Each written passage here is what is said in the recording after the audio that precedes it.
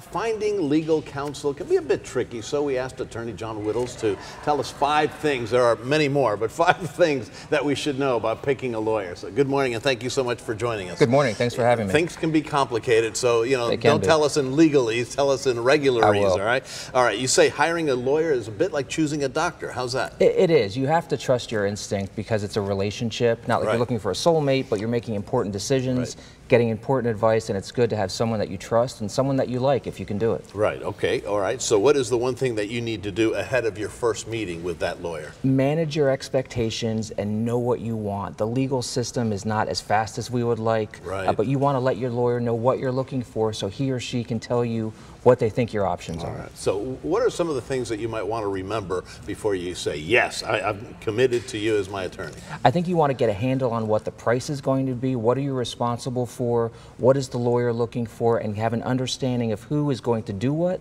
and who's going to get what. Okay, so this would be for any type of law, you think? You have to, a little one-on-one and establish a relationship? Yeah, absolutely, and the relationship changes in different types of law. A commercial business litigation case versus an injury case. But the concepts are the same. It's not always like on a TV show. Or it's not.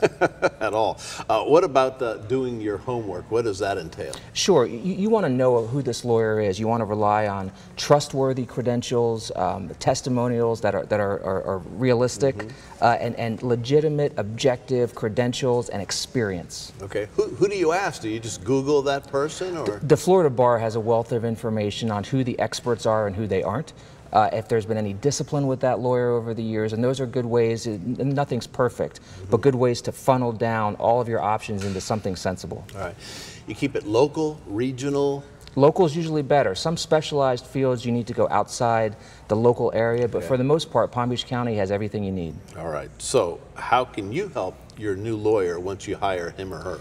Be concise, have an understanding of what you want to get done, and communicate that. Show up with the documents and the information you think that will help him or her help you. And be realistic about the whole process. Absolutely. And expect success, but be realistic. Okay, all right. So, being a lawyer isn't all about business. You've got a fundraiser, and there's a different persona to you other than the guy with the coat and tie. Yes, there is. I'm in an all-lawyer rock cover band. Pretty cool. And we're doing a charity show for a singer who a lot of people know named Chris Cornell, who passed away last year.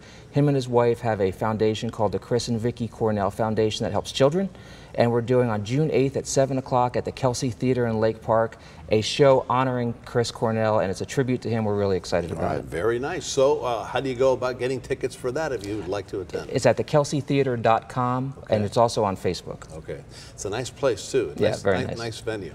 All right. Well, John, thank you so much for joining us, telling us about that event, and also how to choose a lawyer. If you want more information on how to do just that, head to our website, WPTV.com. Thanks for having me. All right. You're welcome.